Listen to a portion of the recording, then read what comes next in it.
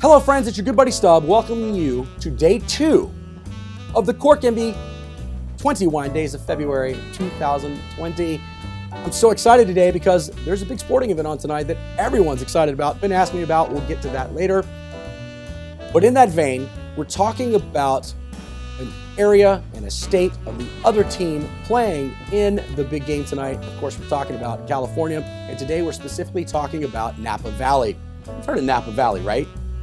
Yeah, of course you have, because it's the most well-known AVA in the country. They made a whole movie about 76 and that wine being better than French wine. Yeah, it's a whole thing. Go check it out. So the AVA was established in 1981 officially by the TTB, and today has 16 sub-AVAs under it. Now we think of Napa wine as being super prolific, right? And it is. There's 46,000 acres under grapevine in Napa Valley, but Napa produces only, wait for it, 4%. Yes, I said 4% of the total of California wine, right? That's crazy.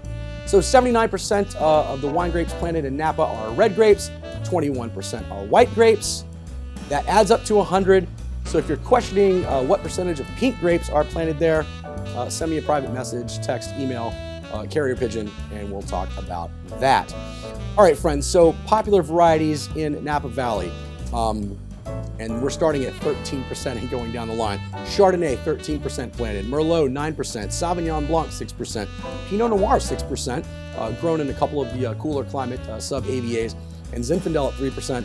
There are other varieties grown there. There's 34 varieties actually grown in Napa Valley.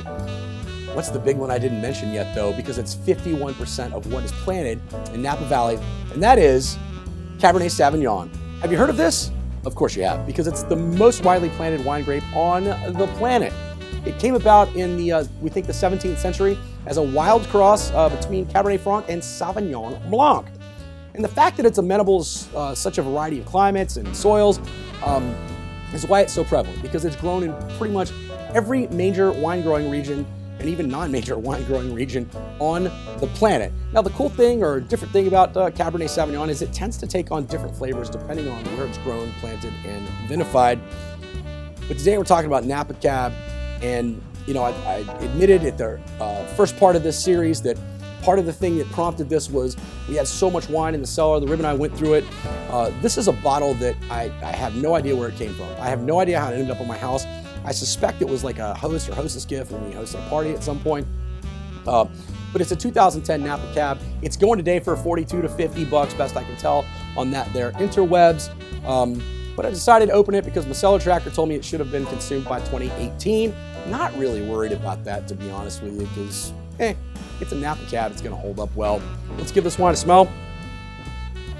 All right, on the nose, I'm getting some dark fruit notes, maybe some blackberry, maybe a little hint of something minty in that. There's a touch of earthiness, but it's really more, it's really more of maybe a mint or eucalyptus. Let's give it a taste.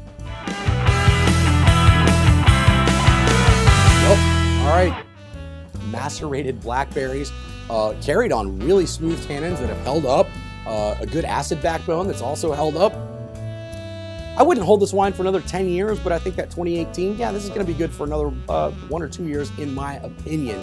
So take that for what you will. All right, friends, that's our wine for today. If you have any more questions about California wine, Napa wine, Cabernet wines, hit me up. Drop them in the comments under the video. Send me an email, Twitter, whatever you need, and we'll get to that. Now, let's get to the big game to finish this off.